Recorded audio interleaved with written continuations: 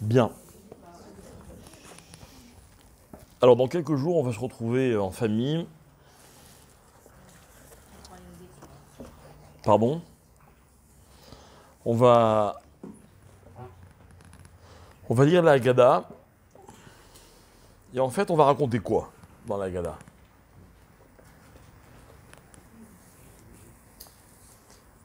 Vous pouvez me résumer en un mot ou en deux mots qu'est-ce qu'on va raconter dans la Haggadah? La sortie d'Égypte. Mais encore. La naissance du le don de la Torah.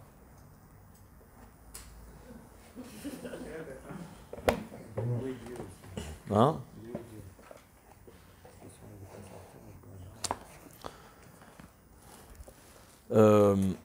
Ce que vous dites, c'est vrai. Ok. Mais tout ce que vous dites, on le fait tous les jours. Tous les jours, on mentionne dans la prière la sortie d'Égypte. Tous les jours, on mentionne le Matan Torah. Qu'est-ce qu'on va faire de particulier le soir de Pessah? On va vivre le Seder. On va vivre ce qu'on fait toutes les années. Heureusement que vous êtes venu ce soir, hein, parce que franchement... Hein? C'est d'habitude, on mange Qu'est-ce- des matzot, on boit le Qu'est-ce qu'on va raconter de spécial ce soir-là? qu'on était serviteurs. On a eu des miracles.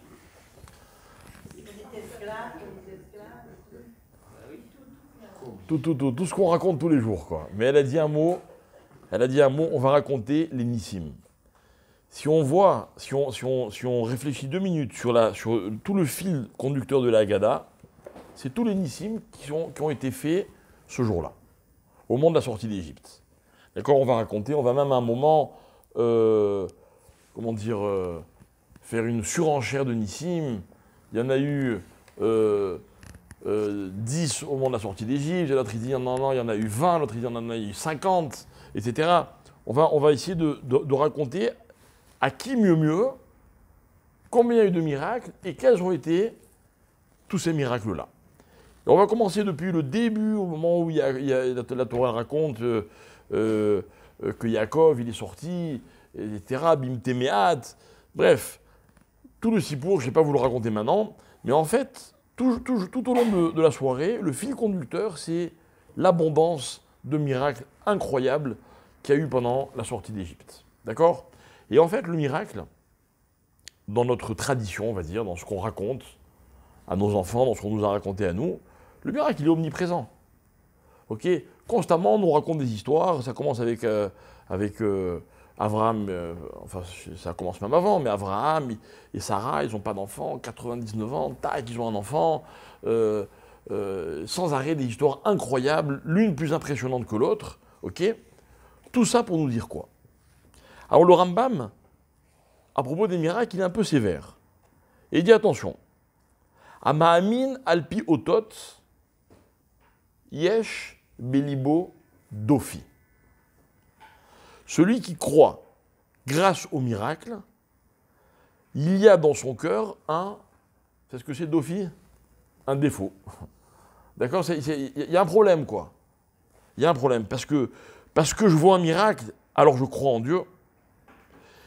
Et en fait, l'histoire, elle commence de façon intéressante. L'histoire, elle commence dans le fameux buisson ardent.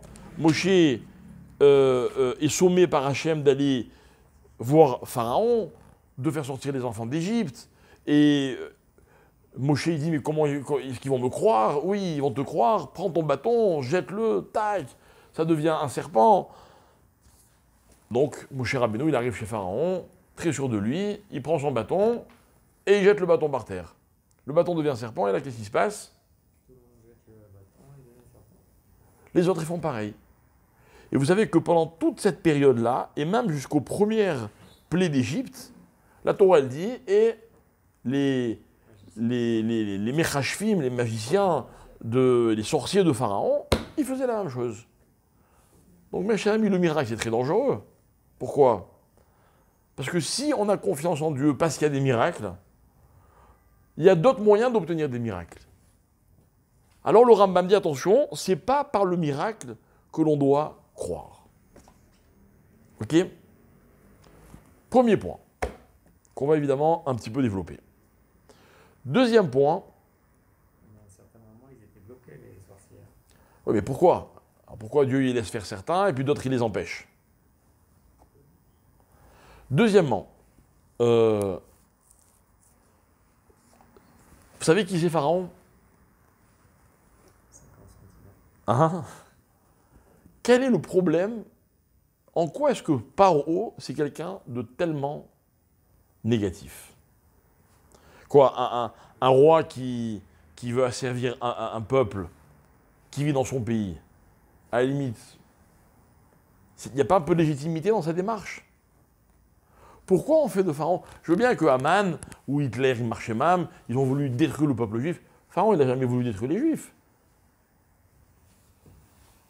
Quand les juifs ils ont pris un peu trop de place, bon, pour un peu calmer l'histoire, il a dit on va se débarrasser des garçons, mais on va garder les filles. C'est-à-dire que ce que fait Paro, c'est grave. Mais avouez que dans la Torah, on en fait un monstre.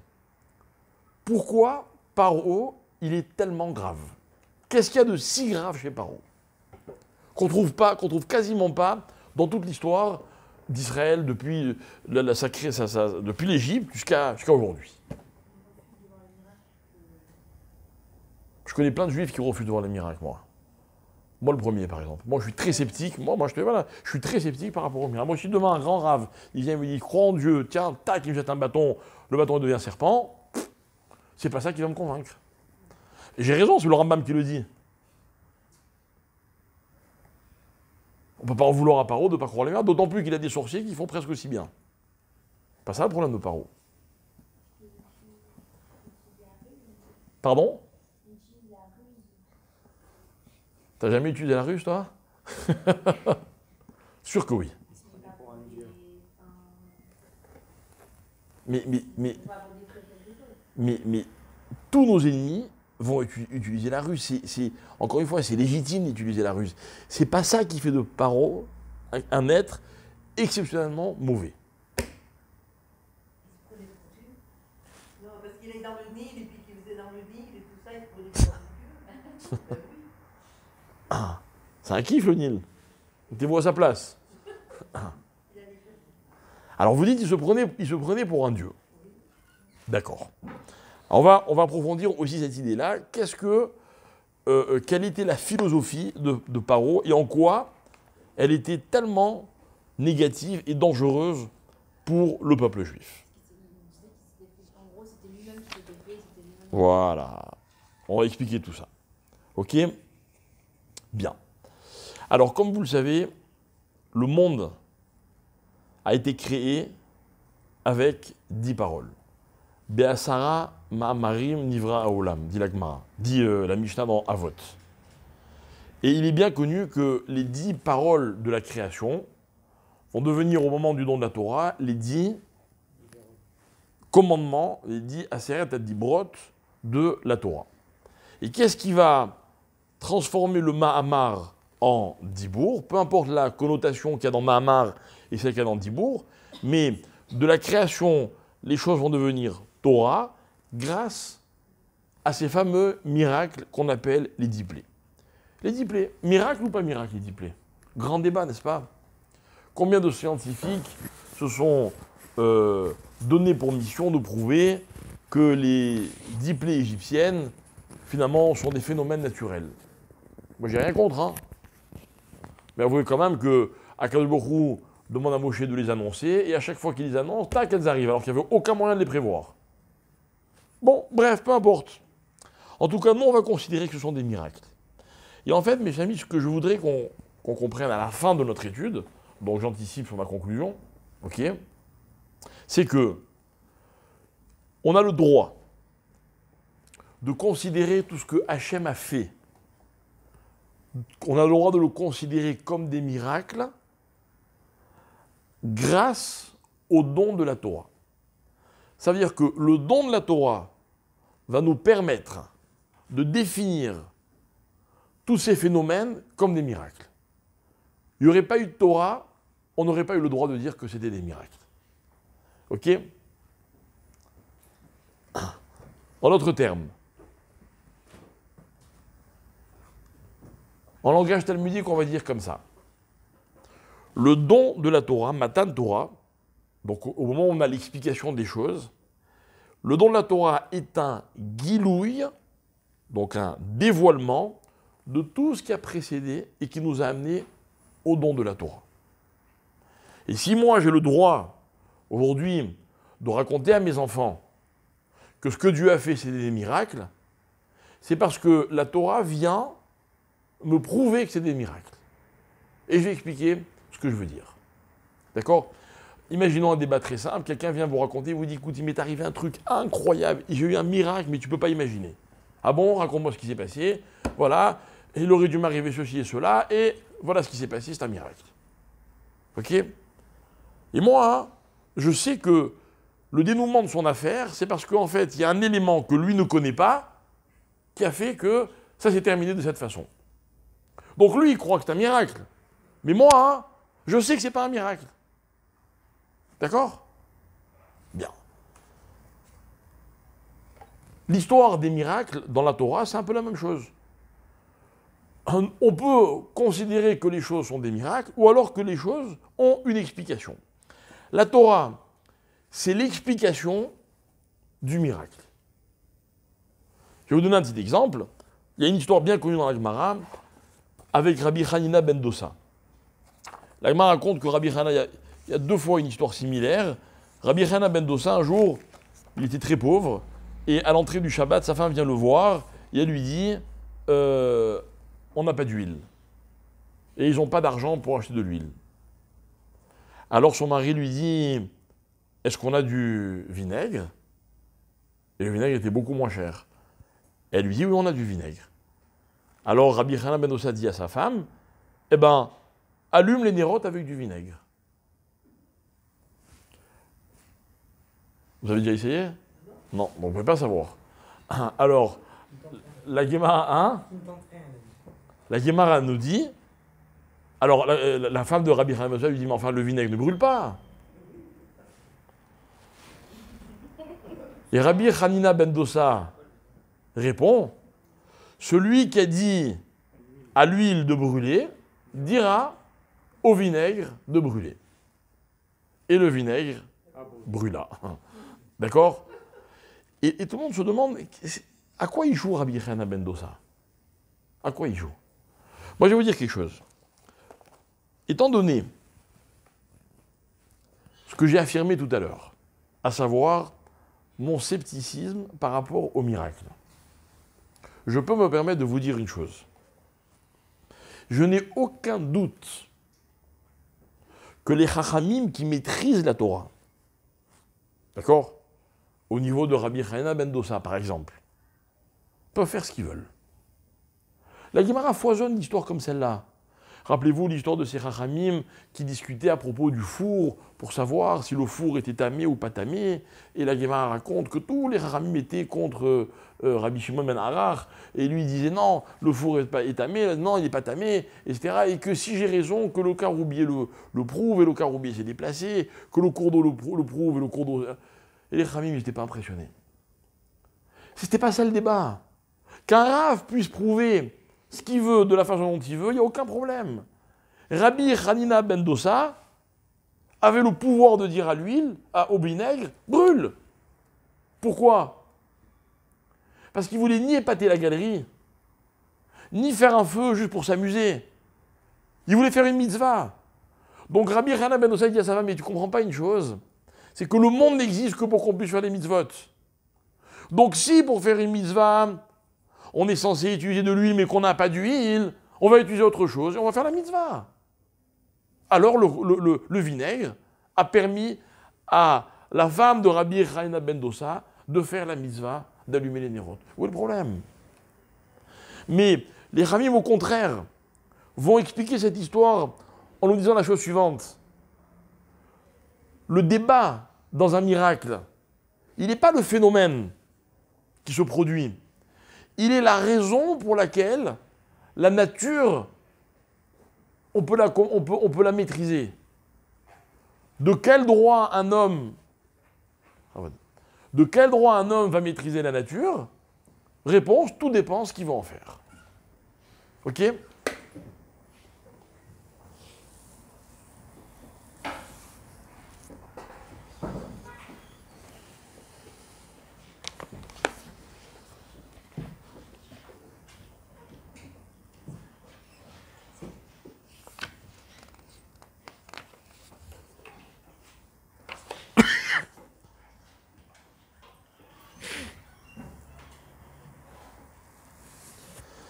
Alors regardez. On a l'habitude de dire dans nos cours, c'est une idée qui m'est très chère et qui permet de comprendre énormément de choses. On a l'habitude de dire que lorsque Dieu a créé le monde, chaque élément a été créé avec un deuxième élément qu'on va définir comme étant un contraire. D'accord? Le ciel, la terre, la lumière, l'obscurité. Et vous remarquerez que tous les jours de la création, la Torah nous dit, Vayomer Elohim, Vayar Elohim, pardon, Ki Tov. Et Hachem a vu que c'était bien, tout est bien. Quelle est le seul jour où Hachem ne dit pas Ki Tov? Hein? C'est quel jour? C'est le deuxième jour. Deuxième jour. Deuxième jour, non, dans la Torah, le deuxième jour, c'est lundi. Ok? Deuxième jour, la Torah nous dit que Akadosh Baruch Hu vi mavdil ben maïm la maïm. Hachem a séparé les eaux. Pourquoi? Parce que il y a eu, la Torah dit vayavdel ben amaïm asher mitachat la rakia ou ben amaïm asher me'al la rakia. Séparation entre les eaux qui sont en dessous du ciel et les eaux qui sont au-dessus du ciel.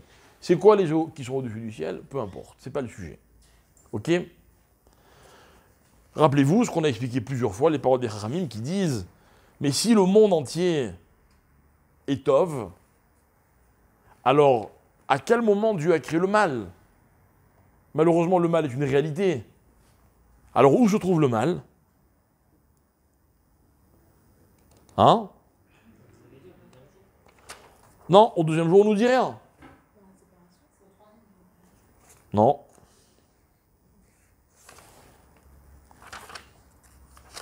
Vous avez dit le deuxième, vous avez dit le troisième, continuez, on va bien y arriver, quoi. Sixième. Pourquoi sixième? L'être humain, il n'est pas bon. Donc automatiquement, il va avoir des... L'être humain, il n'est pas bon? Pas que. Pas que. Tu brûles, hein? Tu y es presque. Il y a marqué Tov Meod. Ah. Alors? Alors écoutez bien. Après la création du monde, la Torah nous dit, elle nous raconte comment certaines choses ont été créées. Et elle va parler par exemple de la création de l'homme. Ok? Et elle va dire comme ça, Vayomer Hashem Elohim, Lotov, Heyot à Adam Levado. Ce n'est pas bien que l'homme soit seul. Maintenant, ça se passe quel jour, ça? La Torah nous le raconte après la création, mais ça se passe quel jour? Le sixième jour. Lorsque Dieu a créé l'homme, il a créé Levado, tout seul. Et puis Dieu dit non, Lotov. Alors, Dieu lui fait Ezer Kenegdo. Et il va séparer l'homme et la femme. Ok? C'est-à-dire que l'homme va devenir masculin et on va lui créer la femme qui va devenir son pendant féminin. Donc, on s'aperçoit que quoi? Que le Lotov, il existe. Vous voyez, j'ai pas besoin d'arriver au rat. Il n'y a pas de rat dans le monde. Le rat, ça voudrait dire quelque chose qui est mal, qui est mauvais, de façon intrinsèque. Ça n'existe pas, ça. Mais par contre, il est possible de rendre les choses mauvaises. Comment? Quand on est dans une situation où il y a l'absence de bien, ça veut dire Lotov. Si vous voulez, il y a Tov, d'accord? Il y a ni Tov ni pas Tov, quand deuxième jour, et il y a Lotov. Et Lotov, c'est quoi? C'est l'évado. C'est-à-dire que la solitude de l'homme, elle est à l'origine de tout ce qui est Lotov dans le monde. Ok, alors maintenant attention, je ne veux pas qu'on fasse d'amalgame, je ne suis pas en train de dire que tous ceux qui vivent seuls sont Lotov, et qu'il faut absolument vite, déménager et habiter avec un coloc ou une coloc. Non, c'est pas ça que je veux dire. D'accord? Si déjà vous voulez parler de ça, j'ai d'autres conseils à vous donner. Mais enfin bref, je ne suis pas aussi formel. Mais on va essayer d'expliquer qu'est-ce que c'est que la solitude. En quoi est-ce que la solitude donc le levado de l'homme, pourquoi est-ce qu'il s'appelle? Il s'appelle l'Otov. Ok? Alors reprenons la création. La création, c'est quoi? C'est Shamaim Va'aretz. C'est quoi Shamaim Va'aretz?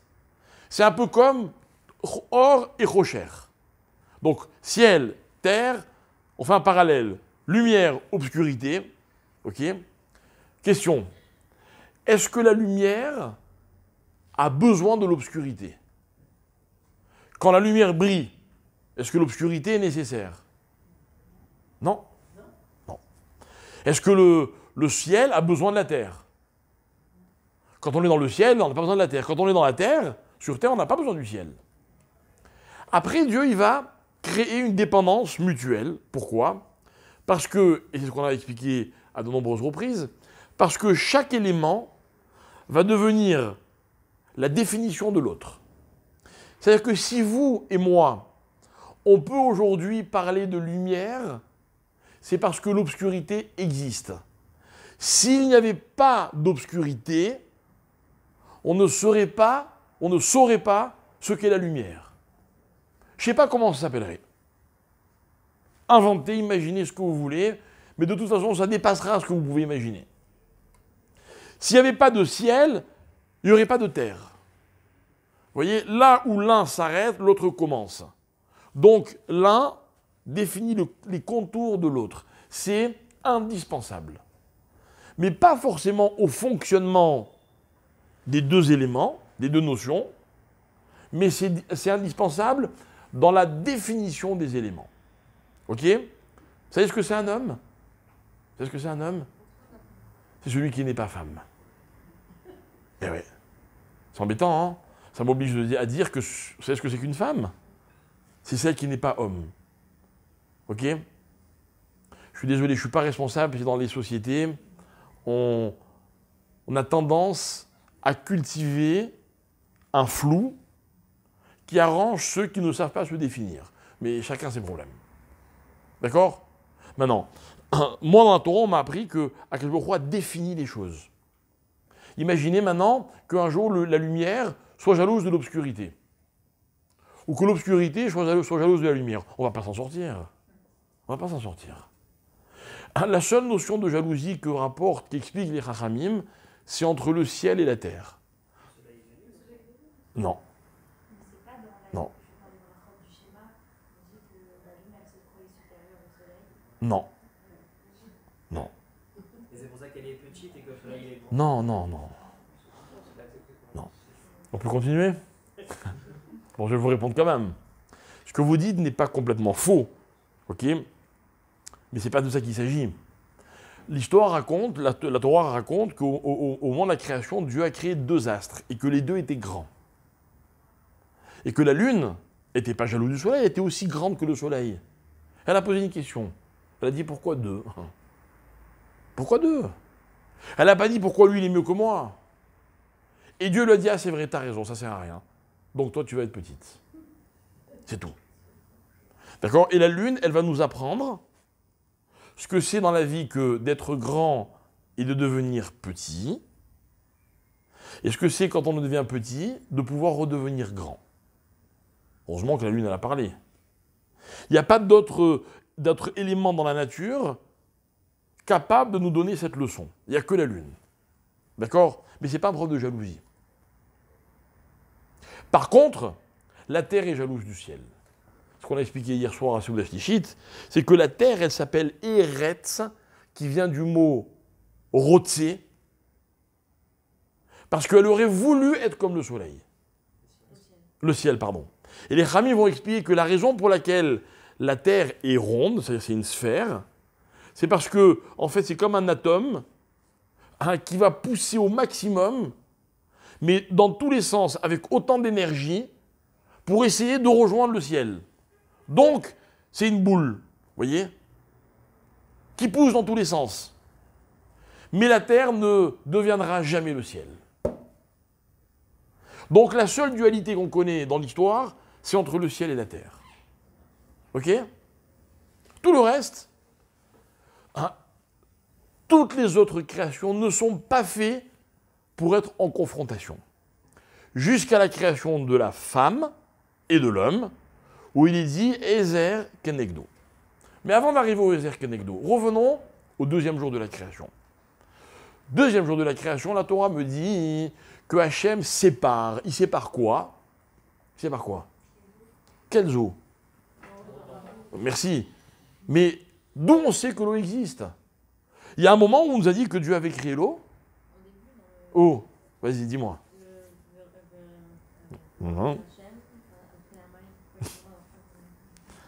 Ah, mais alors tu peux poser la question à ce moment-là.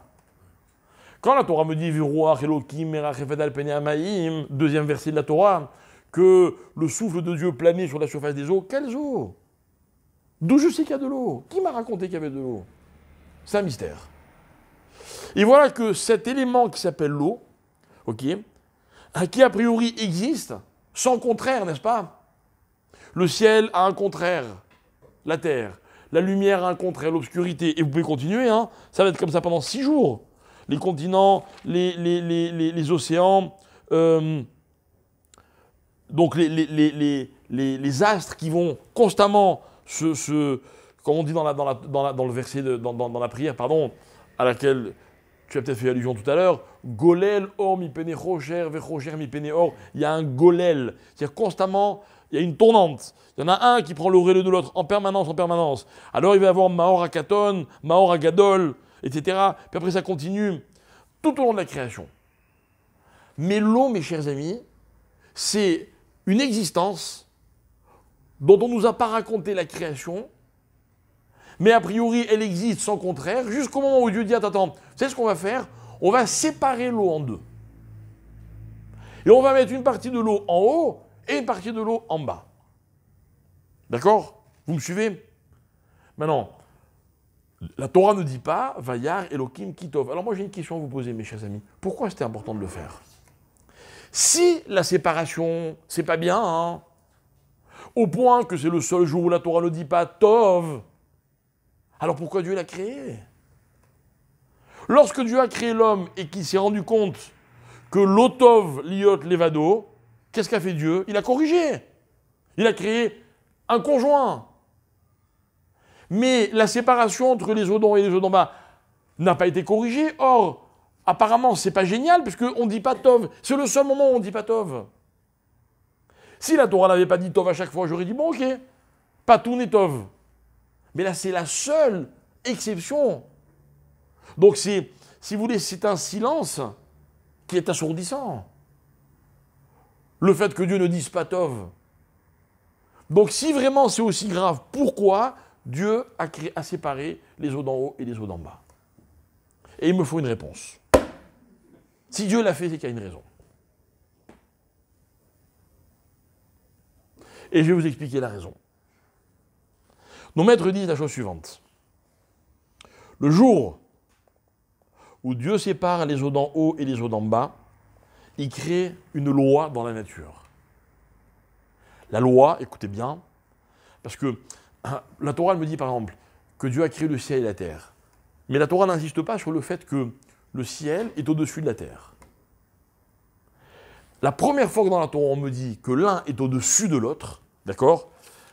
Amaïm mitachat la rakia et Amaïm Asher mais al la rakia, c'est ce fameux deuxième jour.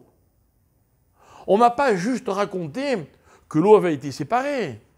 On m'a raconté que l'un est au-dessus de l'autre. Alors c'est quoi l'histoire? L'histoire, mes chers amis, c'est que Dieu a créé une loi qui est la loi de l'influence. Écoutez bien, et on en a déjà parlé dans nos cours, c'est une idée qui est très importante à retenir. Dans la vie, il y a toujours un influenceur et un influencé. Toujours. Imaginez un couple, ok? Il y en a toujours un qui influence l'autre. Je vous vois déjà faire des petits sourires un peu idiots. J'ai pas dit que dans un couple, il y en a un qui est toujours influencé par l'autre. J'ai expliqué que dans une relation, ok, Et ça peut changer constamment. Comme dit la prière qu'on a citée tout à l'heure, Golel or mi pene rocher, ve rocher mi pene, ça veut dire quoi? C'est-à-dire que c'est un galgal qui tourne sans arrêt, mais à tout moment, il y en a un qui influence l'autre. D'accord? Sans me prendre pour ce que je ne suis pas, à l'heure où on est, c'est moi qui parle et vous qui écoutez. Indéniablement, vous subissez une influence. Mais c'est comme ça la vie. Un couple, c'est deux êtres qui passent leur temps à s'influencer mutuellement. Mais c'est normal. C'est normal. Demandez à tous les couples qui sont mariés depuis un certain temps et ils vous diront, ben voilà, en tant de temps, voilà ce qui a changé dans mon couple.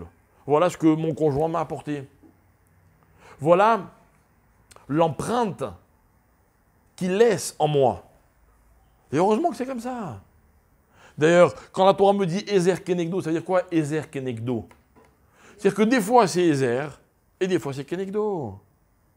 Des fois j'ai l'impression que cette personne est là pour m'aider, des fois c'est le contraire, elle est contre moi. Ah. Alors quand il y a des moments positifs et des moments négatifs, non, dans les deux cas c'est positif. Des fois j'ai besoin de Ezer et des fois j'ai besoin de Kenegdo. Voilà ce que c'est la base d'une relation. Voilà, mes chers amis, cette loi qui s'appelle la loi de l'influence. Mashpia. Mashpia et Mouchpa. À chaque instant de votre vie, vous êtes soit influencé, soit influenceur. Méfiez-vous. Désolé, il n'y a pas de situation intermédiaire. Il n'y a pas. Ça n'existe pas. Vous rencontrez quelqu'un, vous lui parlez, vous voyez une image dans la rue, tout vous influence, c'est vous qui influencez. À vous de voir. À vous de voir. Par exemple, ce matin, on a fait la prière, on a prié pour les arbres. Pourquoi? Moi, je vous avais dit, moi, j'ai jamais planté d'arbres. Hein. Enfin, j'ai tenté dans mon enfance, ça n'a pas donné grand-chose. Mais je suis pas agriculteur. Mais moi aussi, il faut que je donne à la nature. Alors, je prie pour elle, par exemple. Ok, et quand je vais manger un fruit, le fruit m'apporte quelque chose. Et moi aussi, je voudrais lui apporter quelque chose. Je l'influence, je fais une bracha. Et toute la vie, c'est comme ça. Et souvent, qu'est-ce que c'est une avéra? C'est une situation dans laquelle j'ai été influencé, alors que j'aurais dû moi être l'influenceur. Ok? Bien. Cette règle est apparue dans la création le deuxième jour. Le jour où Dieu a pris un même élément et il l'a séparé en deux. Mais attention, il y en a un qui l'a mis méal et un qui l'a mis mitachat. S'il les avait mis côte à côte, tout ce que je vous dis n'aurait pas de sens. Ok? Et demandez-vous toujours, qui est la personne qui est au-dessus de vous? À chaque instant de votre vie. Et quand vous êtes confronté à quelqu'un et qu'il est au-dessus de vous, attention.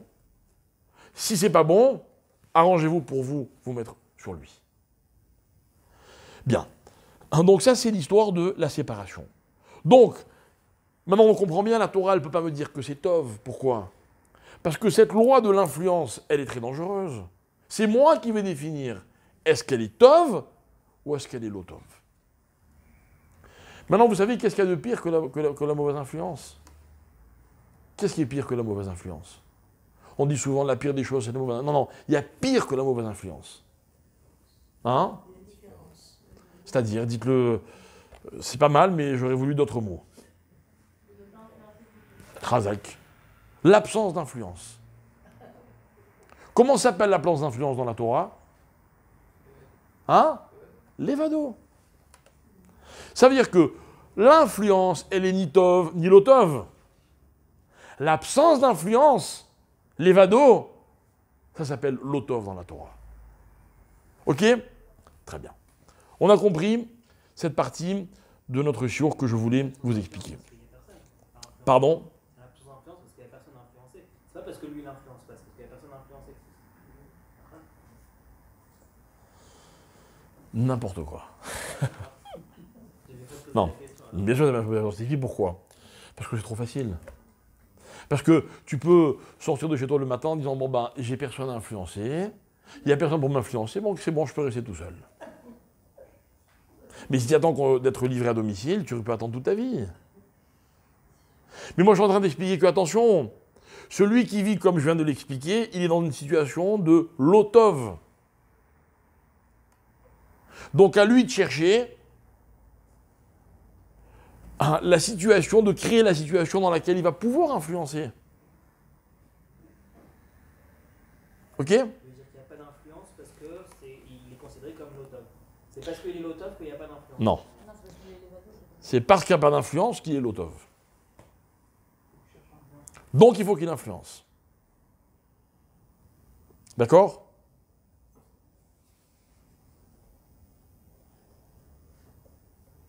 Bien. Alors on va revenir à notre idée qu'on avait développée déjà précédemment, dans un autre cours. On avait expliqué que au moment où Akadosh Baruch Hu a créé le monde, il y a eu cette période, donc deuxième verset de la Torah, où la terre elle est tohu, bohu, chosher, tehom. Ok? Qu'est-ce que c'est que bohu, chosher, bohu, vohu, chosher et tehom? C'est 4 situations de vide. De vide. Tohu, c'est vide, c'est l'absence. Ok, bohu, pareil. Chosher, c'est l'obscurité. Tehom, pareil, c'est un espace qui est vide. Ok. Chacun est une autre dimension du vide. Mais dans tous les cas, au moment où la Terre est créée, ok, où les choses existent, mais elles n'ont pas encore pris forme, comme on l'a expliqué dans notre précédent cours. Elles n'ont pas pris forme, on n'est pas encore dans la tsura, donc on est dans une espèce de mélange, dans le tohu bohu, ok. On est dans l'absence. C'est-à-dire quoi dans l'absence? C'est-à-dire qu'on est dans le monde du zéro influence. Maintenant, pour que l'influence existe, regardez le parcours. Lumière et obscurité, ok. Et après, on sépare les eaux d'en haut et les eaux d'en bas. On définit les contours, et puis après, on peut créer l'influence. Alors, l'influence, c'est l'homme qui va décider est-ce qu'elle est positive ou est-ce qu'elle est négative. Mais d'abord, il va falloir suivre ce parcours-là, ce cheminement, afin de pouvoir décider comment l'influence quelle va être la teneur de l'influence. Ok? Très bien. Revenons à Pharaon. Ok? Pharaon, on a dit qu'il était mauvais. Pourquoi il est mauvais, Pharaon? Alors, il y a un verset dans Yecheskel, prophète Yecheskel, qui dit la chose suivante. À propos de Pharaon, voilà ce que le prophète dit de Pharaon. Il dit « Asher Amar li Yehori ve'ani » pardon « Vani Asitini » Pas mal. Ok. Le Nil, dit Pharaon, est à moi, et c'est moi qui l'ai fait. Ok. Alors, écoutez bien, on va expliquer maintenant, d'abord qui est Pharaon, et on va comprendre pourquoi les 3 fautes capitales de la Torah sont les plus graves qui existent. Vous les connaissez, les 3 fautes capitales? Sont les plus graves. C'est quoi les trois péchés capitaux? Et Gilou Yarayot. D'accord? Donc, dans l'ordre, Avodazara, l'idolâtrie, ok, le meurtre et l'immoralité. Ok? Bien. Explique les Rachamim. Ces 3 choses-là sont la définition du mal. Pourquoi elles sont la définition du mal? Alors on va comprendre. On va comprendre qui est Pharaon. Pharaon, c'est le lévado à son paroxysme. Ça veut dire quoi, lévado à son paroxysme? C'est-à-dire que, imaginez quelqu'un de très, très, très égocentrique. D'accord? Toute sa vie, il est seul. Vous savez pourquoi il est seul? Parce que personne n'est assez bien pour lui. D'accord? Attention. C'est pas si extrême hein, comme exemple. D'accord? Maintenant, jusqu'où peut aller la conviction d'une personne, donc on va pousser vraiment à l'extrême, que personne n'est assez bien pour lui. Alors, par exemple, il peut se marier avec personne. Personne n'est assez bien pour lui. Ok? Il peut, je sais pas moi, il peut étudier avec personne. Personne. Ok?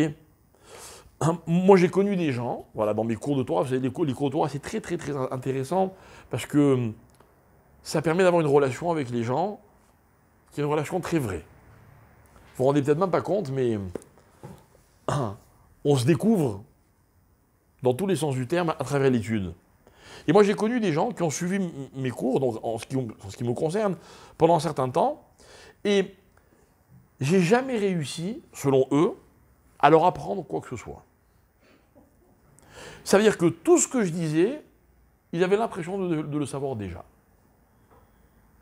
Ok? Et ces gens-là, je peux vous citer plusieurs noms, ces gens-là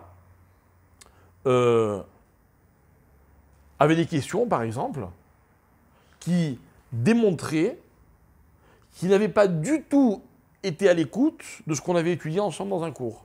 Vous voyez? C'est-à-dire que vous leur apprenez A, vous leur apprenez B, et vous posez une question sur C.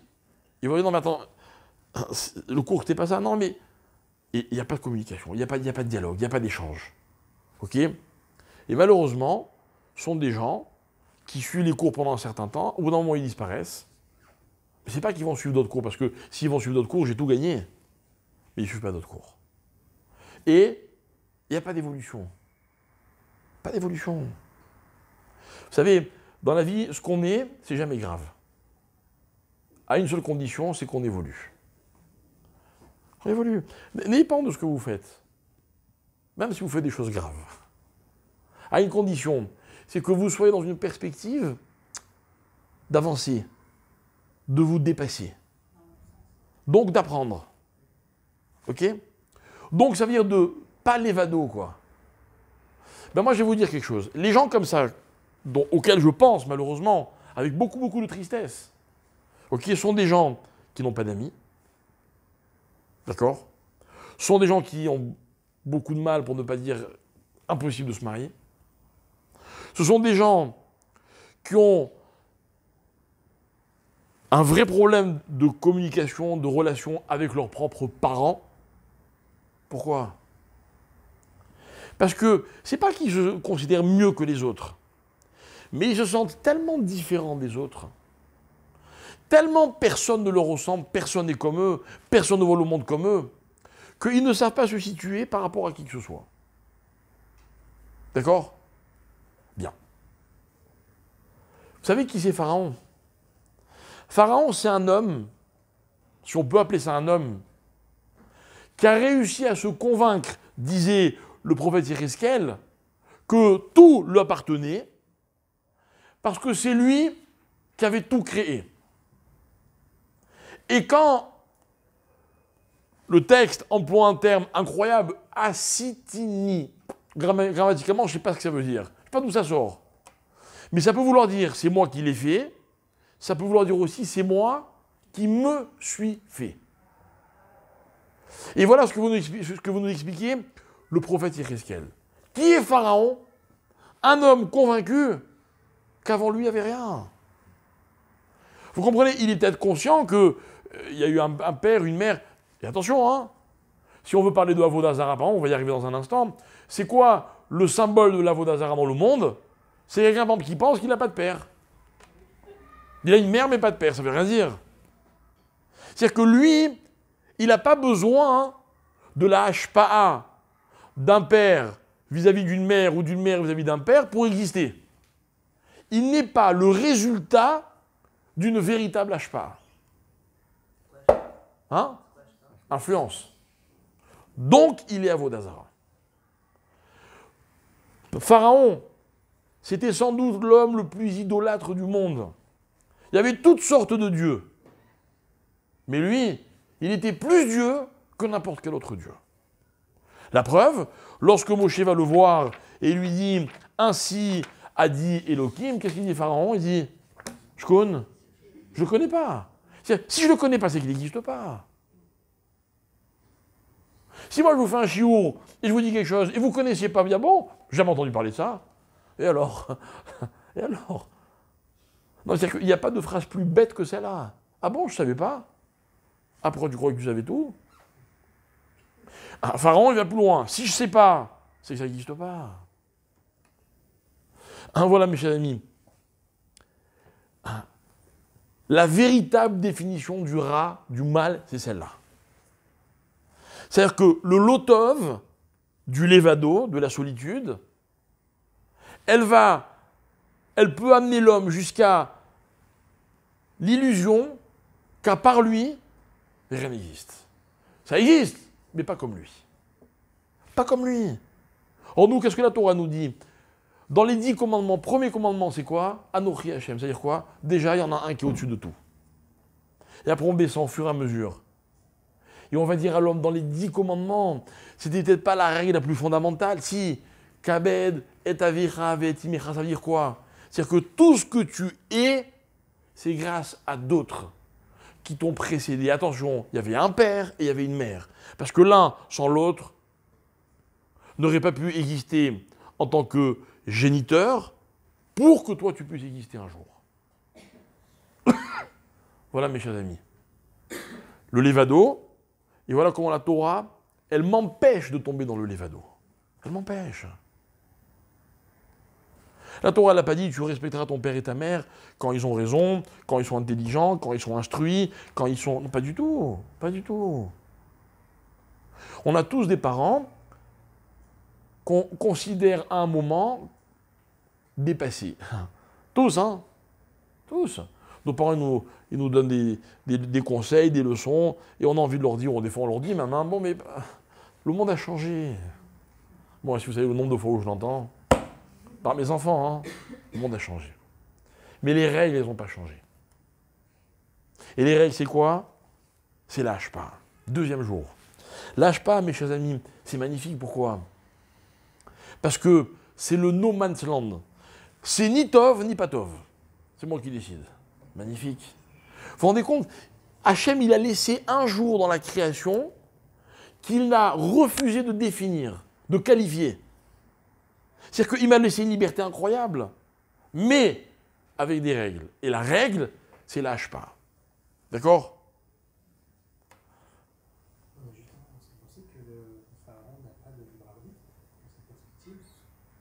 Pharaon, il a un libre arbitre, mais il le refuse.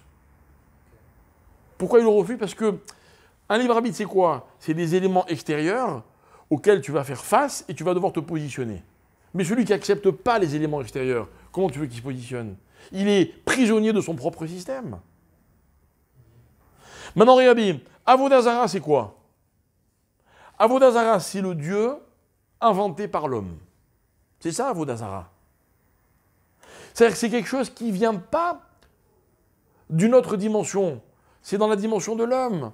Là, Avodah Zarah, ça peut être une statue, ça peut être un homme, ça peut être... Allez, l'argent, c'est les hommes qui l'ont créé. C'est vrai, je peux comprendre que pour certains, ce soit plus rassurant de définir comme une divinité ce que l'homme peut maîtriser.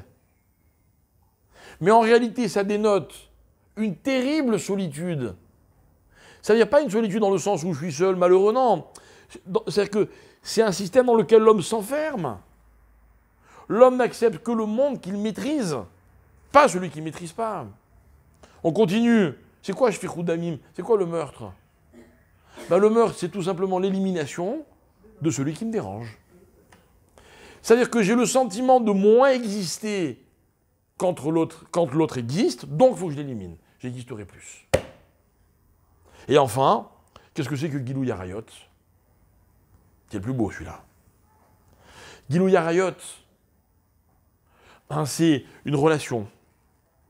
Quand elle est accomplie, parce qu'on peut vraiment parler d'accomplissement, dans les règles, elle est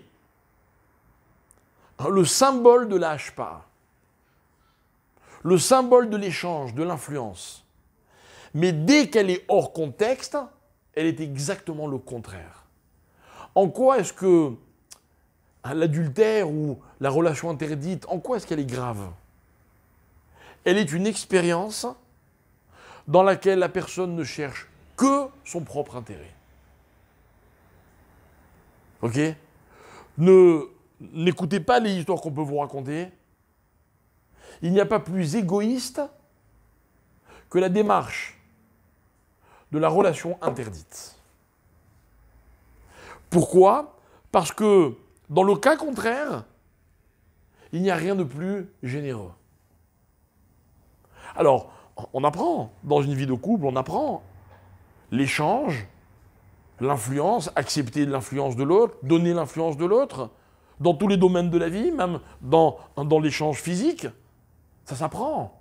Mais c'est là que la Torah veut nous amener.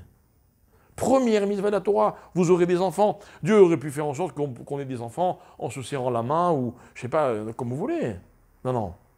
Il faut une expérience qui est très intime, dans laquelle il y a un véritable échange, dans lequel, au contraire, on va créer une hashpa.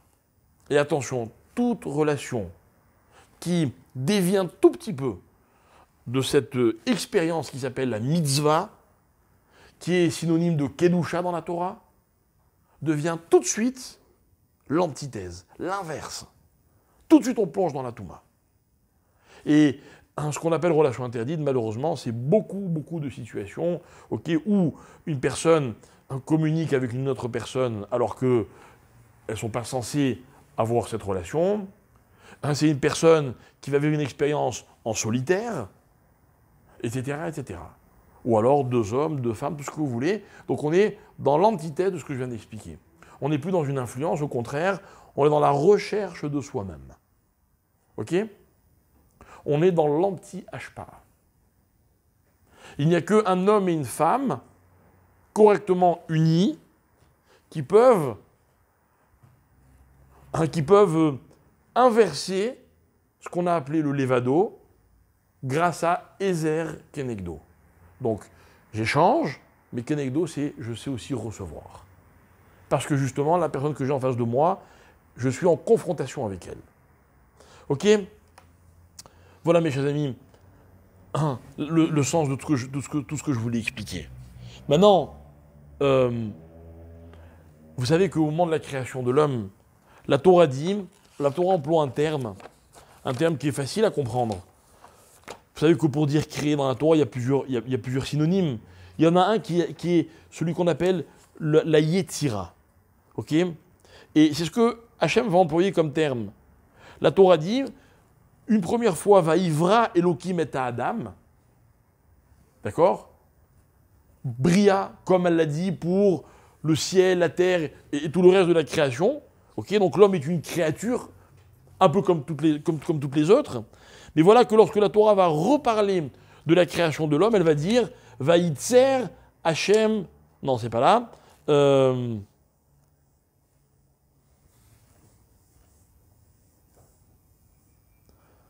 Voilà. Vaïtser Hachem Elohim et Adam.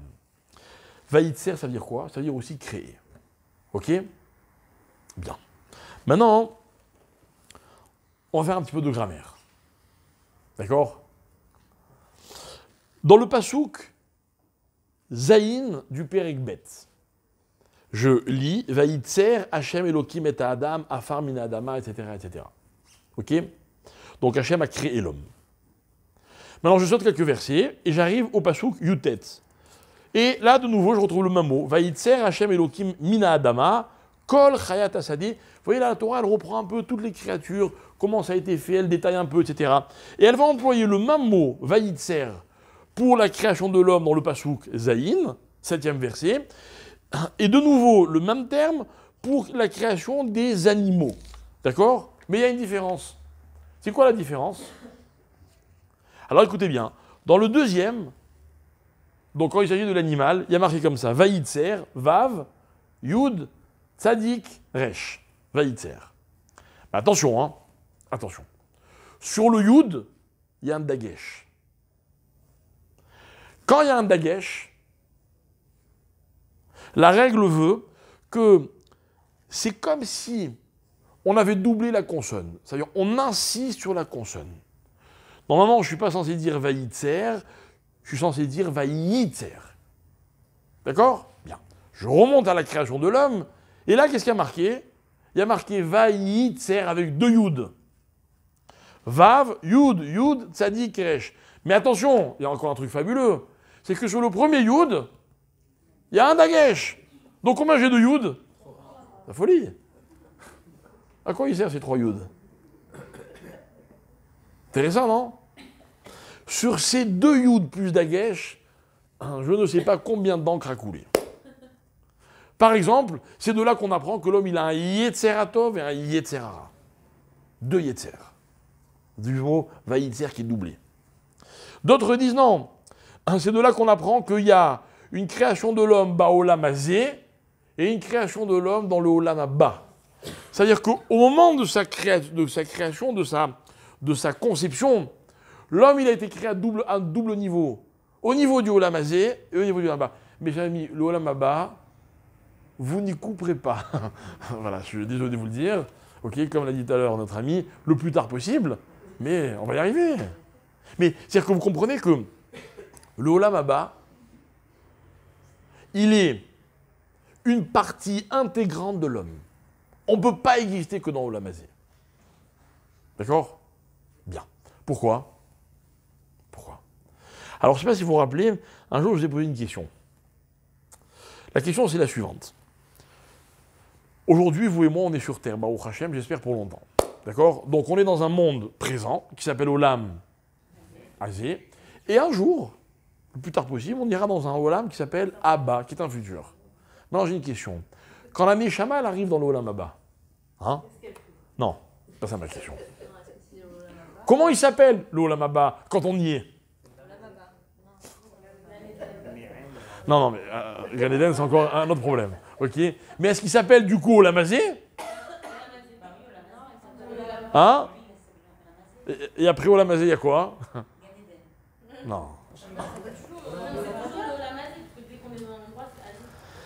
Eh ben non. C'est ça le chidouche intéressant. C'est que il y a un Olam qui s'appelle Hazé, mais c'est pas parce qu'on y est, puisqu'il s'appelle Hazé. Et il y a un Olam qui s'appelle Abba, et c'est pas parce qu'on n'y est pas. Il s'appellera toujours Olam Abba, même quand on y sera. Vous voyez, je ne suis pas en train de conjuguer un verbe qui s'appellerait le verbe Olam au présent et au futur, pas du tout. Je vous parle de 2 concepts.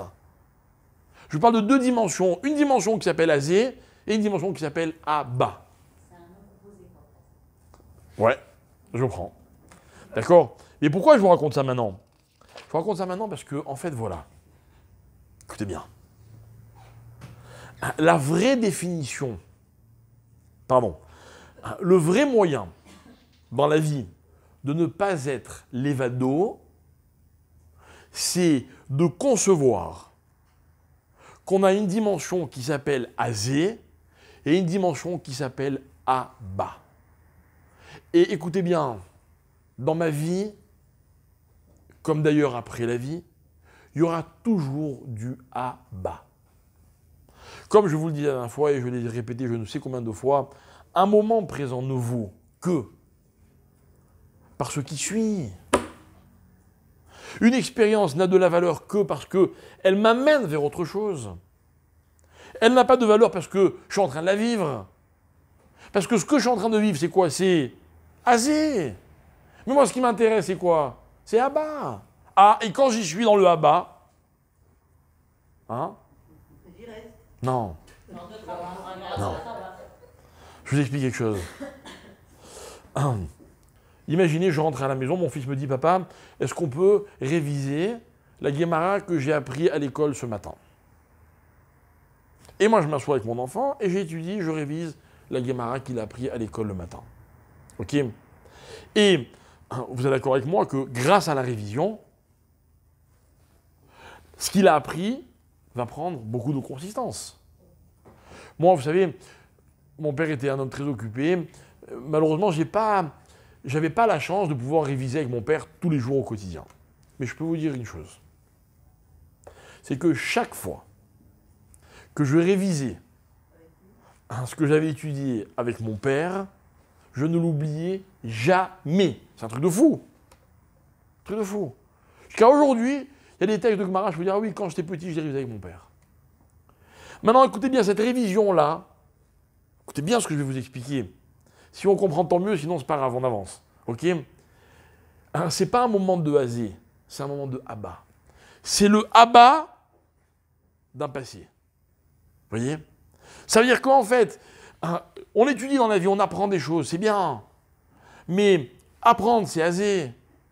Mais le jour où ce que j'ai appris me sert, je lui donne un sens, tout d'un coup, ça rentre dans une autre dimension. Ça devient Abba.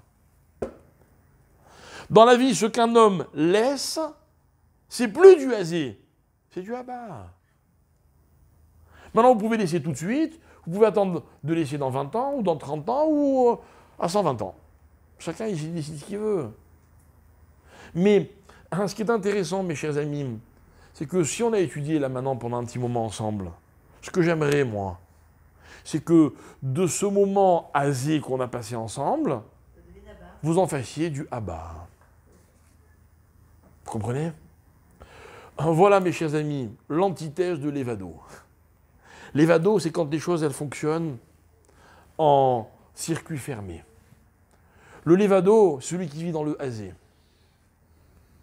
C'est celui, quand il entend un enseignement, il dit « Ah ouais, bien sûr, ouais, je savais. » Genre, c'est du asé, quoi. Il n'y a pas d'autre chose que du asé. Celui qui ne sait pas partager. Celui qui ne sait pas donner.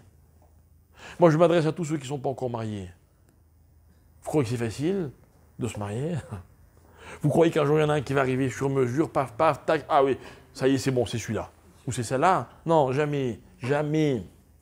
Parce que le véritable échange dans la vie, sortir de la dimension de l'évado, c'est rentrer dans la dimension du Abba.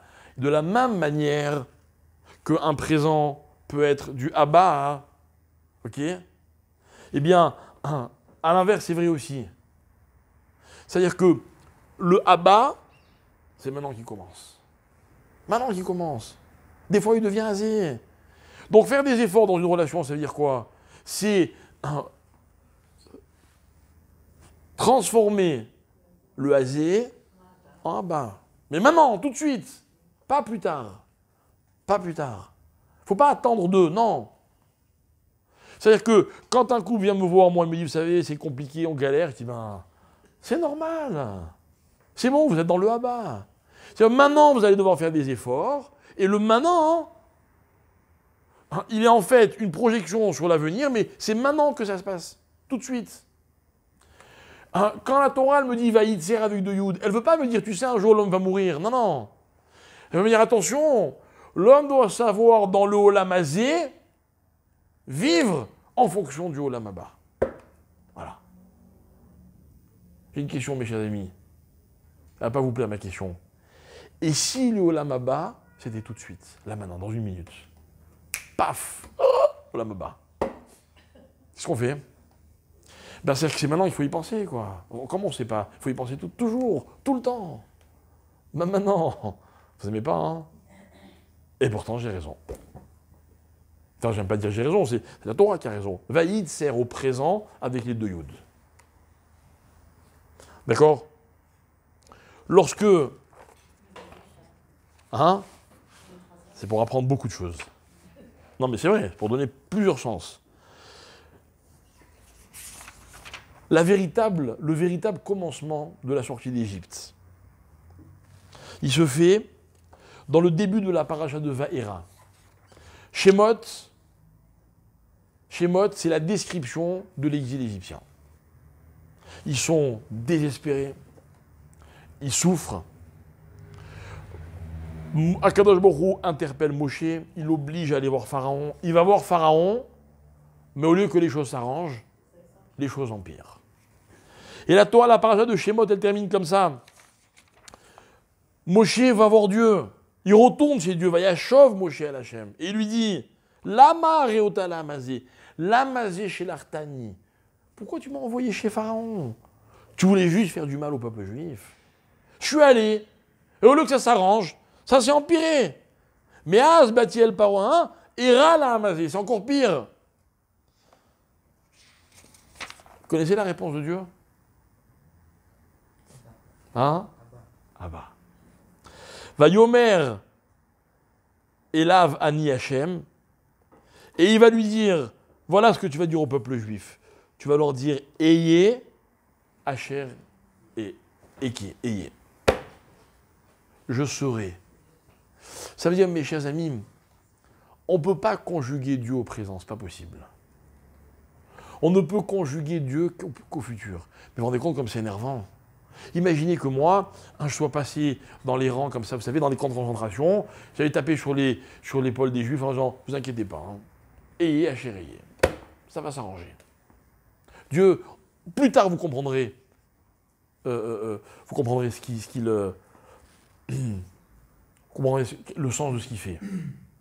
Mon frère Yitzhak, qui était à Tel Aviv, il m'a raconté que la semaine dernière, quelqu'un l'a amené chez un juif très connu, peu importe son nom, pour lui mettre les téphilines. Et il a accepté. Et en les mettant, il a dit à mon frère, il a dit, mais vous savez, j'ai beaucoup de mal à mettre les téphilines. Alors mon frère dit, pourquoi? Il lui dit, parce que j'ai perdu toute ma famille dans les camps de concentration. Et il dit, et mon père et mes frères étaient tous religieux. Et pourtant, Dieu ne les a pas sauvés. Légitime comme question. Avouez que lui répondre « ayez achéréiez », ça ne va pas le faire. Il va très mal le prendre. Mais il faut que je vous dise quelque chose. Il n'y a pas d'autre réponse. Il n'y a pas d'autre réponse. Ça veut dire qu'à Kadosh Baruch Hu, ça ne peut pas être un présent. Parce que dans tous les éléments de la nature, il y a l'évado et il y a Ezer Kenegdo. Pas que chez l'homme et la femme. Et par exemple, dans le temps, c'est quoi le lévado du temps? C'est le présent. C'est quoi le Ezer Kenegdo du temps? C'est le futur. Le futur, il n'y a que lui qui pourra un jour m'expliquer le présent. Il n'y a pas d'autre solution. C'est dur. Et regardez comme c'est paradoxal. Il n'y a que, quand on a acquis beaucoup de passé, en d'autres termes, il n'y a que les personnes âgées qui comprennent que pour comprendre, il faut savoir attendre. Les personnes âgées vous disent toujours « T'inquiète pas, un jour tu comprendras ». Et on a envie de leur dire « Et toi, tu as compris ?» Depuis le temps que tu attends. Et si on leur posait la question « Tentez l'expérience », ils vous diront « Non, un jour je comprendrai ». C'est magnifique. C'est-à-dire qu'en fait, le passé, il me sert à comprendre que j'ai besoin du futur. Ça veut dire, mes chers amis, écoutez bien, il n'y a plus de l'évado. Je ne suis plus enfermé, figé dans un présent. Il n'y a que l'imbécile qui veut tout comprendre au présent. Comme s'il avait toutes les données. C'est pas possible. Et moi, j'ai commencé mon cours en vous disant, mais c'est quoi l'histoire des miracles? C'est quoi l'histoire des miracles? Je vais vous dire quelque chose. Si un jour vous avez le sentiment d'avoir vécu un miracle, vous avez le droit de le raconter. Mais ne soyez pas étonnés ni déçus si les gens ne croient pas à vos miracles. Un jour, j'ai fait un cours dans la salle du haut, je me rappelle, un cours houleux. J'avais parlé des miracles. Et j'avais dit, moi, les rabbins qui font des miracles. Et il y a une dame qui m'a sauté dessus. Elle n'est plus jamais revenue au cours. Parce qu'elle a un rabbin auquel elle est très attachée. Et elle me dit, moi, ce rabbin, il ne me fait que des miracles. Et moi, j'avais dit, mais enfin, madame. Ouais, genre elle lui fait. Peu importe. Même pas en rêve, je vous dirais. Mais moi, j'avais posé une question. J'avais dit, madame, c'est tout ce qu'il est, ce rabbin, pour vous? Il n'est que des miracles. Là, maintenant, vous avez besoin d'un miracle. Voilà. C'est-à-dire, vous mettez votre carte, vous tapez votre code, il vous sort un miracle, quoi, si j'ai bien compris. C'est vrai. Mais moi, je refuse. Je refuse. Et d'ailleurs, comme j'ai du respect pour ce rabbin en question, un jour, je suis allé le voir et j'en ai parlé. Il m'a dit, t'as raison. Mais le miracle, il existe, j'ai pas dit le contraire. Moi, j'ai passé comme vous la soirée de Pessah, Bezrat Hashem, avec mes enfants, en espérant pouvoir leur raconter tous les miracles de l'Égypte. Mais je vais leur dire, mais vous savez pourquoi je sais que c'est un miracle? Parce que, avec le temps, on a compris que c'était des miracles. J'explique ce que je veux dire. Le miracle n'a de sens que pour ce qui peut me permettre de comprendre un jour dans l'avenir. Ça veut dire que ce n'est pas le miracle qui m'intéresse, c'est la fonction du miracle.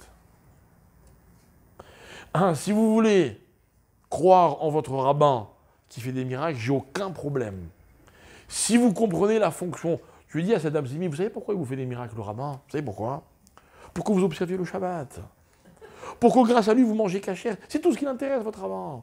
C'est pas de faire des miracles. Et non, des miracles, elle a focalisé. Il y a beaucoup de gens qui font cette erreur. Tu as des rabbins qui ne savent pas l'expliquer. Moi, je peux vous garantir qu'il n'y a pas un rave digne de ce nom que le présent intéresse. Il n'y en a pas. Moi, un jour, je me suis fait piéger de façon exceptionnelle par un rabbin Zama qui faisait des miracles. Et un jour, c'était un ami, j'avais raconté ça dans un cours une fois, qui m'a appelé en me disant, voilà, sa femme était très malade.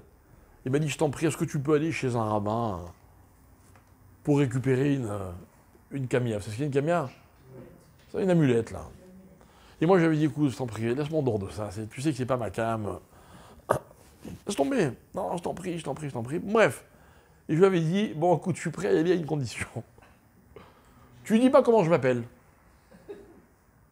Mon père, à l'époque, était grand rabbin de France. Il me dit pas comment je m'appelle, je vais, je te prends ta truc, je la ramène, on n'en parle plus. Ouais, t'inquiète pas, t'inquiète pas, t'inquiète pas. D'accord? J'appelle, il m'avait donné un numéro de téléphone pour prendre rendez-vous. Je tombe sur une personne qui me dit, ok, le rav, il peut vous recevoir, tel soir, à minuit ou à 1h du matin, un horaire invraisemblable. Bon, j'avais beaucoup d'affection pour cet ami, je tape à la porte, ok, je dis voilà, je suis venu, j'avais rendez-vous, ah oui, rentre, je rentre dans la maison, et dans l'appartement du rave, je vois des photos de mon père partout, d'accord? Non, faut pas me la faire, quoi, vous voyez, c'est genre, ça sentait l'arnaque, mais grave. Bon, bref, on me fait attendre comme il se doit, le rave est très occupé, etc. Et au bout d'un moment, je rentre chez le rave, je sais pas si, d'ailleurs, dois l'appeler rave, peu importe, une pièce obscure, un rabbin assis, avec tout noir, juste une petite lumière comme ça qui l'éclaire à lui. Bon, je m'assois, hein? Ouais, mais vraiment, c'est vrai. Je m'assois, il commence son baratin, machin, etc. Ouais. Et là où il m'a piégé, c'est qu'il m'a dit, écoute, moi, il y a une chose qui m'intéresse, c'est que cette femme-là, elle observe le Shabbat. Donc, tu vas lui dire que j'ai pas préparé la camia, que si elle prend sur elle de faire Shabbat, bon, bref, il m'a mis dans une salade. Maintenant, on est en train de parler, le téléphone sonne. Ah, il me dit, excuse-moi. Il répond, et je l'entends authentique, hein. Ah oui. Oui, il faut envoyer les Khayalim. Oui, il faut attaquer, oui, bien sûr, oui. Allez, au revoir. Ministre de la Défense. Non, moi je dis, mais où il m'a pris pour un débile? Authentique. On continue à parler, téléphone il sonne, il répond, je sais pas quoi, il raccroche, Premier ministre, je sais pas ce qui me sort. Alors moi, je fais, vous savez tout? Il me dit, je peux tout savoir. Vraiment tout? Comme ça, je dis, ouais, tout. Je fais, tu peux pas me donner le numéro du loto? Ce qu'il me répond, il me dit, ah non, ça j'ai pas droit.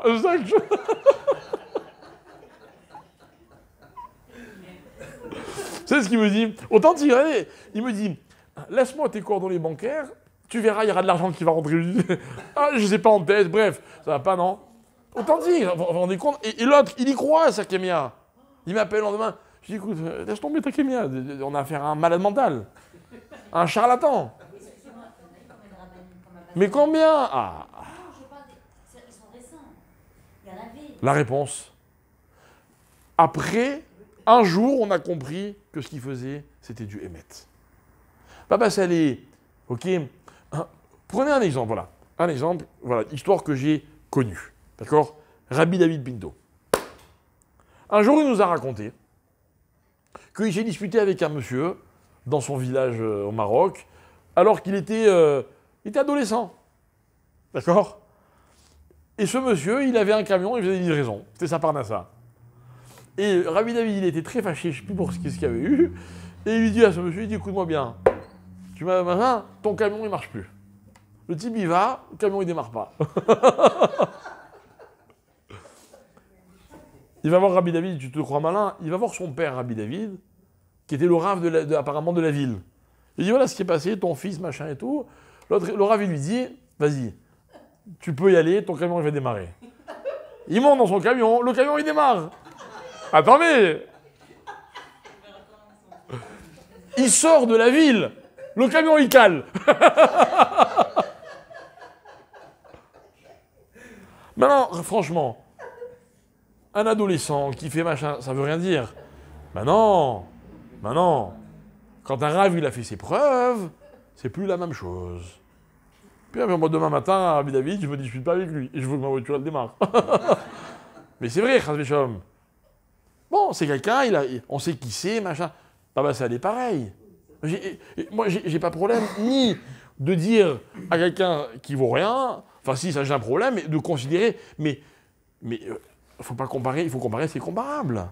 Tu me dis Rav Kadouri, c'est vrai, ils comprenaient des choses ils maîtrisaient des choses que nous on ne maîtrise pas. J'ai aucun problème avec ça. Mais, ils font pas des miracles où au lieu de faire jour, il fait nuit. Ils vont pas dans un hôpital en disant à un malade, lève-toi, il est plus malade. Mais encore une fois, il faut comprendre ces histoires-là et à quel point elles sont vraies, etc. Bref, il faut enlever tout le côté roman. Mais encore une fois, peut-être que c'est vrai. Je n'ai rien contre le miracle en lui-même. Dans la Torah, on en parle sans arrêt. Mais je n'accepte le miracle que si un jour je comprends son sens. Moi, si on me raconte qu'un rave, pour épater la galerie, fait des miracles, je n'y crois pas. Ce pas des miracles. Ce pas des miracles. À la limite, c'est de la Touma. Mais si un rave, on raconte des histoires incroyables, par exemple, sur Rav Obadia Yosef, c'est un rave qui faisait des miracles, hein? Non, on n'a jamais entendu. Et bien moi, il y a un jour un monsieur qui m'a raconté une histoire que je n'ose même pas vous raconter. Il m'a dit, c'est un monsieur très sensé, que je connais bien, il m'a dit, je l'ai connu. Le rave, il m'a dit, va chercher, il n'y avait pas, je suis retourné. Peut-être, possible. C'est possible. Quand un rave, il maîtrise la Torah à un certain niveau, il fait ce qu'il veut de la nature. Parce que la nature est là pour servir celui qui veut faire des mitzvot. Celui qui a dit à l'huile de brûler, il dira au vinaigre de brûler. Ça ne m'étonne pas du tout. Mais à condition que ça ait un sens, ça que je veux dire. C'est que ça me projette dans un avenir. Ce n'est pas un événement qui reste replié sur lui-même. Sinon, on est dans le Levado. Le Levado, c'est le Lotov. Maintenant, les sorciers, ça existe. Même la Torah, elle en parle. Les sorciers, c'est quoi? C'est la personnification du Lotov. Il fonctionne dans un circuit fermé. Il fait des miracles pour je ne sais quoi. Non, Hachem, pourquoi il a fait des miracles en Égypte? Pour que les Juifs croient en Hachem. Mais c'est pas qu'ils ont cru en Hachem par les miracles, c'est que le jour où ils ont reçu la Torah, ils ont compris le sens des choses. Ça veut dire que le miracle, c'est un moyen. Exactement. Tout, pas plus que ça. Pas plus que ça. Ça a une durée de vie très limitée. C'est censé nous mener vers autre chose. Si ça nous mène vers autre chose, j'ai aucun problème. Moi, quelqu'un qui vient de me raconter en me disant voilà, un jour j'ai eu un miracle, j'ai fait teshuva, eh ben, je serai le premier à dire c'est sûr que c'est un miracle. Même si moi je connais l'explication, c'est un miracle. Dans la vie, des fois, on a l'impression qu'on vit des miracles. Voilà, mais le miracle, il m'a mené vers quelque chose. Alors en fait, toute l'histoire de l'Égypte, c'est ça. Et ça complète un peu le shiur qu'on a fait la dernière fois. C'est un processus. C'est un processus. Il n'y a pas de hasard, mes chers amis. On est sorti d'Égypte, on a marché pendant 40 ans. Parce qu'après un événement aussi important, on ne pouvait pas faire du surplace. On ne pouvait pas faire du surplace. C'est-à-dire que l'événement est important parce qu'il nous mène vers quelque chose. Et plus un événement me mène loin, et plus c'est un événement qui est important. Et la sortie d'Égypte, c'est l'événement, a priori, qui va déboucher sur le don de la Torah. Et les deux réunis, c'est ce qui nous a mené le plus loin dans l'histoire et dans l'existence. Et ça n'arrête pas de nous faire avancer. Donc, tous les miracles prennent leur sens. Donc, le soir du Seder de Pessah, on va raconter ces miracles-là. Mais, n'oubliez pas qu'à un moment dans la Haggadah, on va s'arrêter et on va dire comme ça. Ilou, si Hachem n'avait fait que ça, Dayenu. Pourquoi Dayenu? Mais pourquoi ça aurait suffi? On ne serait pas là s'il n'avait fait que le premier, que le deuxième, que le troisième. Il y a même un moment où on dit, s'il nous avaient amené au pied du mont Sinaï sans donner la Torah, Dayenu. Quoi, on voulait faire du tourisme? Non. Ça veut dire qu'en fait, chaque miracle, il aurait pu nous mener exactement là où on est arrivé. Maintenant, nous, ça ne nous suffisait pas, alors Hachem il a rajouté. Mais le premier aurait pu suffire. Voilà le sens d'un miracle. Voilà pourquoi ces miracles sont tellement importants. pas parce qu'ils se sont passés, mais où ils nous ont amenés. Les miracles que Moshe faisait au début, les sorciers égyptiens les faisaient. C'est incroyable, c'est magnifique. Regardez le courage de la Torah, elle le raconte. 2500 ans après, ou 3000 ans après, on est encore en train de dire, on a fait des miracles, mais les autres ont fait les mêmes que nous. Dans n'importe quelle histoire, on aurait barré ces phrases-là. Non, non, nous, non. Pour bien expliquer que le miracle, c'est pas une fin en soi. C'est un moyen. Le miracle, il me propulse vers quelque chose. Ok? Alors maintenant, c'est vous qui définissez qu'est-ce que c'est qu'un miracle. Peut-être que le cours de ce soir, c'est un miracle qui va vous amener vers quelque chose de magnifique. Peut-être que demain ou ce soir, vous allez faire une rencontre, ça va être un miracle. Cette rencontre-là, elle va changer votre vie, dans le bon sens. Vous voyez? En fait, le miracle, c'est quoi? Écoutez bien. Le miracle, c'est une preuve de la hashpa'a que la nature, elle a sur moi. La nature, normalement, c'est un système qui est hyper organisé, avec des règles. Il n'y a rien qui dépasse. Le miracle, c'est l'incongru dans la nature. Mais en fait, il me permet de réaliser à quel point la nature a une influence sur moi. Dafka, parce qu'on est dans le surnaturel. Ok? C'est-à-dire que dès que quelque chose dénote, il me donne un enseignement supplémentaire. Donc, il me mène plus loin. Il n'y a dans la vie qu'un type d'événement et d'expérience qui m'intéresse, c'est celui qui me permet de passer à l'étape d'après.